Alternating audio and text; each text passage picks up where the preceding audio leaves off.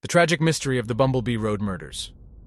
In today's episode, we're diving into a chilling and unsolved true crime case that has haunted the Phoenix, Arizona area for over 2 decades. It's the story of Brandon Rumbaugh and Lisa Currier, two young lovers whose lives were tragically cut short on what should have been a peaceful camping trip in the desert. This is the story of the Bumblebee Road murders. It was October 2003, and 20-year-old Brandon Rumbaugh and his girlfriend, 19-year-old Lisa Currier, decided to celebrate their first anniversary as a couple with a quiet night under the stars. They borrowed Lisa's mom's white Ford F-150 truck and set out for the scenic Bradshaw Mountains near Bumblebee, Arizona, a place they had visited before during the early days of their relationship. Their plan? To stargaze, cuddle up in sleeping bags, and enjoy each other's company far away from the hustle and bustle of city life. But something went terribly wrong. When Brandon and Lisa didn't return home the next day, their families grew worried. Calls to Brandon's cell phone went unanswered due to no service, and by Sunday, friends and family organized a search party. What they found would leave everyone stunned and devastated.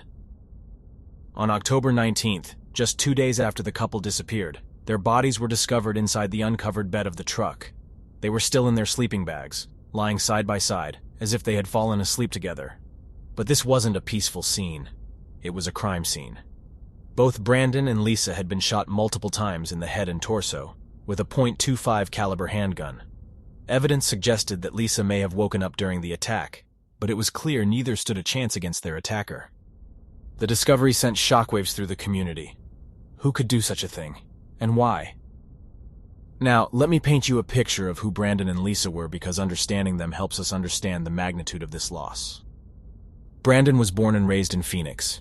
He was described as joyful, goofy, and incredibly talented.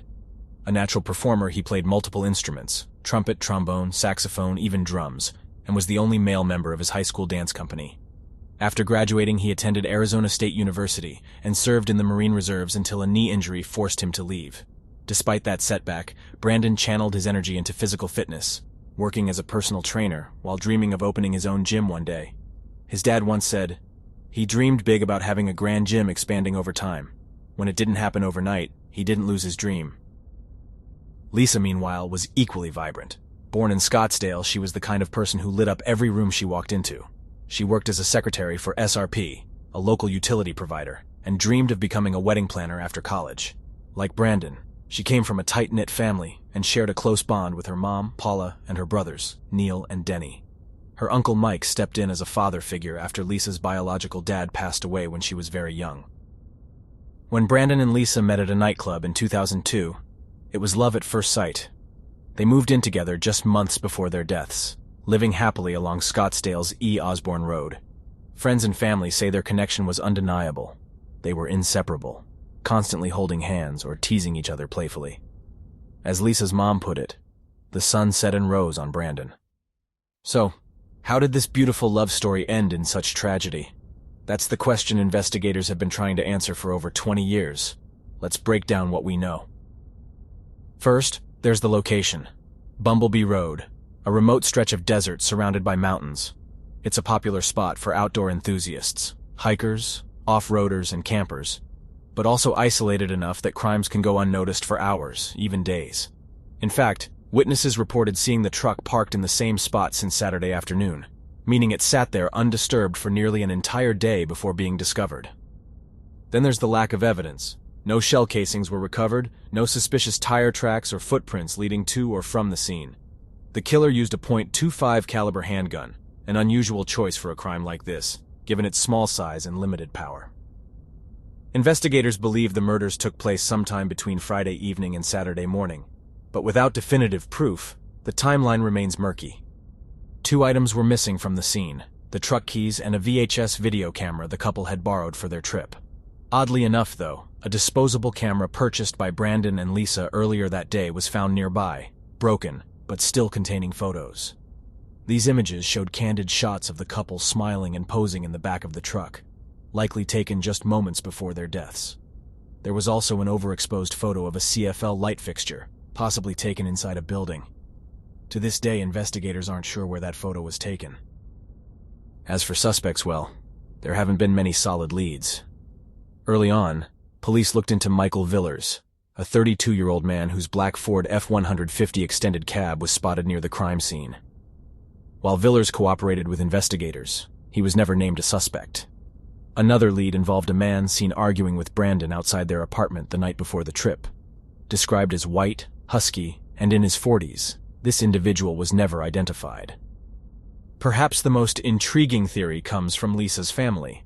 In interviews years later, her uncle Mike claimed that investigators ignored a potential suspect, a friend of Brandon's who was reportedly infatuated with Lisa.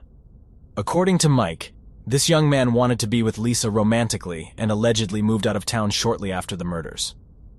Though he passed a polygraph test, Lisa's family insists he should not have been cleared so easily.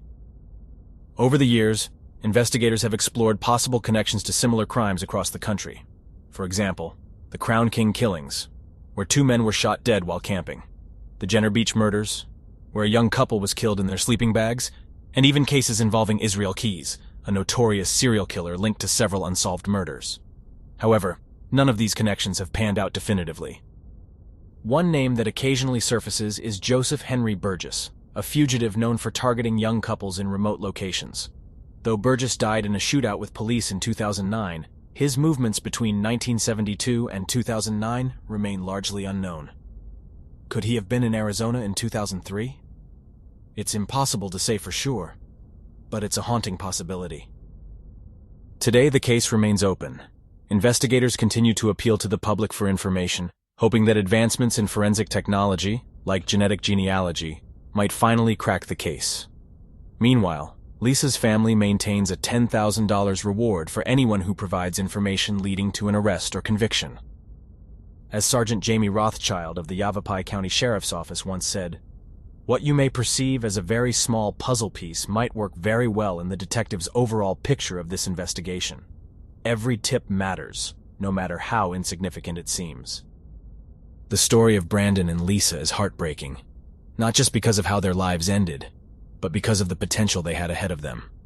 They were young, full of dreams, deeply in love, and taken from this world far too soon. Their killer remains free, breathing the same air that their families struggle to breathe without them. If you have any information, anything at all, please reach out to Yavapai's Silent Witness. You can submit a tip anonymously at yavapais.com or call 800-932-3232. Help bring justice to Brandon and Lisa and give their families the closure they deserve. Until then, their stories remain unresolved.